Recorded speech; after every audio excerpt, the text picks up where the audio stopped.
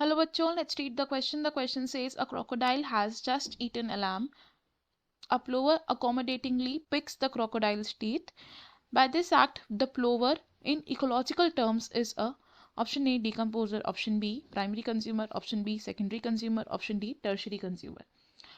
Question में हमें बोला गया है कि एक क्रोकोडाइल ने जस्ट एक लैम को खाया है एंड एक फ्लावर ने क्रोकोडाइल के टीथ पर जो मटीरियल प्रेजेंट है उसको खाया। तो हमें बताना है कि इकोलॉजिकल टर्म्स में जो प्लोवर है वो किसकी तरह एक्ट कर रहा है इस फूड चेन में। तो इस क्वेश्चन को सॉल्व करने के लिए समझते हैं पहले की कॉन्सेप्ट को। इन दिस क्वेश्चन हमारा जो की कॉन्सेप्ट होगा it is food chain.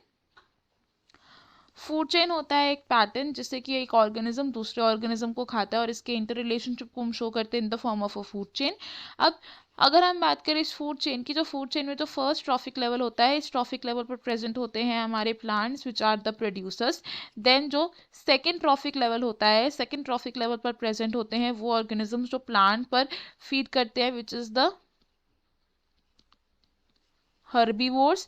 And herbivores पर जो ऑर्गेनिजम्स फीड करते हैं वो होते हैं हमारे at the third trophic level and these are the carnivores. Question में हमें क्या फूड चेन दी गई है कि एक प्लांट है, प्लांट पर किसने फीड किया, एक लैम्ब ने फीड किया, और लैम्ब पर किसने फीड किया, एक क्रोकोडाइल ने फीड किया। अब अगर बात करें प्लोवर की, तो प्लोवर और क्रोकोडाइल एक म्यूचुअलिस्टिक रिलेशनशिप में होते हैं, यानी कि इनके बीच में एक सिम्बायोटिक रिलेशनशिप होता है। क्योंकि क्रोकोडाइल जब मीट को खाता है तो कुछ मीट के जो फ्रेगमेंट्स होते हैं वो उसके टीथ में स्टिक हो जाते हैं एंड क्योंकि जो क्रोकोडाइल है वो खुद ब खुद अपने टीथ को साफ नहीं कर सकता, तो जो प्लोवर है वो क्या करता है, क्रोकोडाइल के टीथ में से उस मीट को कंज्यूम कर लेता है। तो इनका सिम्बायोटिक रिलेशनशिप कैसे कि क्रोकोडाइल का जो मीट है इन द टीथ वो क्लियर हो जाता है और प्लोवर को खाना मिल जाता है।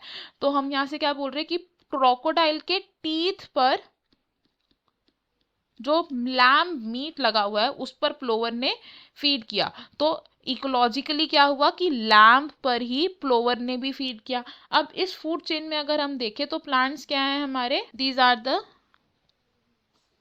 प्रोड्यूसर्स। लैम्ब है हमारा प्राइमरी कंज्यूमर और क्रोकोडाइल और प्लोवर दोनों क्या हैं हमारे सेकेंडरी कंज्यूमर्स की तरह एक्ट कर रहे हैं बिकॉज दोनों ने ही लैम्प पर फीड किया है।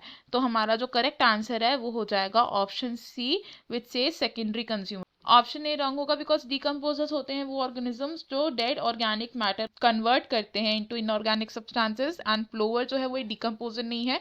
ऑप्शन बी भी रॉन्ग होगा बिकॉज इस फूड चेन में लैम्प एक प्राइमरी कंज्यूमर है जो डायरेक्टली प्लांट्स पर फीड करता है। एंड ऑप्शन डी भी रॉन्ग होगा बिकॉज प्लोवर जो है वो टर्शरी कंज्यूमर नहीं है क्योंकि वो क्रोकोडाइल पर फीड नहीं कर रहा है, लैम्ब मीट पर फीड कर रहा है। तो इकोलॉजिकली जो प्लोवर है वो एक सेकेंडरी कंज्यूमर है which is option C. I hope you have understood it. Best of luck, thank you.